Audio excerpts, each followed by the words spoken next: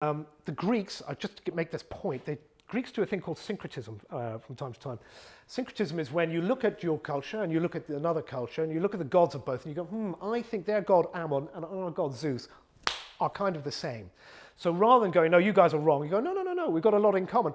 And this is what the Greeks do. So here you're seeing an amalgamation of Zeus with the horns, the ram horns of Ammon-Ra of the temple there.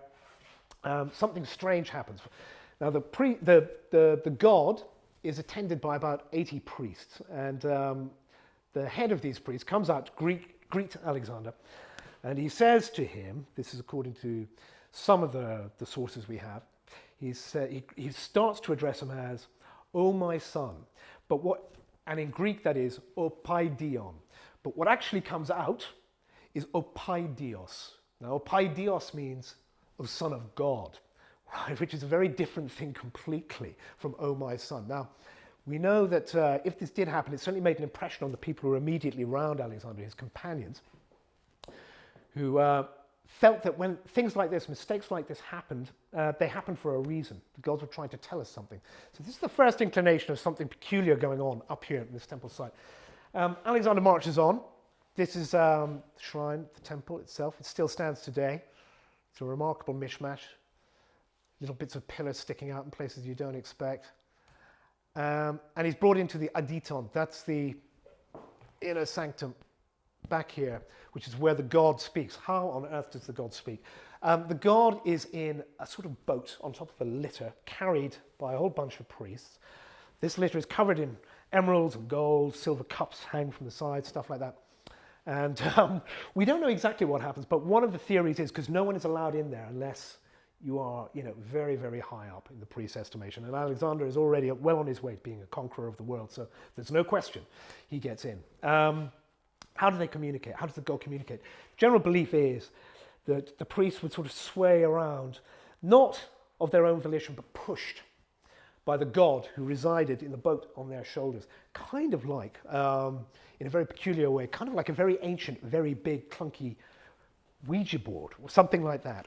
And by interpreting the movements of this boat, some of the priests would be able to tell Alexander what the answers were to his questions. So what did Alexander ask? It's generally believed he asked two things.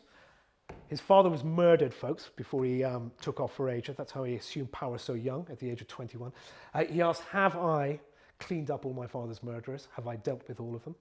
Have I killed them all? And the oracle is said to have replied, be careful how you ask, for your father is God. So Alexander rephrased the question and said, this is what we believe. He never really disclosed what he asked, but this is what sources, probably drawing on accounts written by friends and others around him, this is what they concluded. And then he said, well, in that case, have I killed Philip's assassins? And the god said, yes. And then he's meant to have asked, will I conquer the world? And Ammon said, yes. So Alexander walks out. Now, in truth, we'll never really know what he asked, but this is what the myth. And not just is he asking people.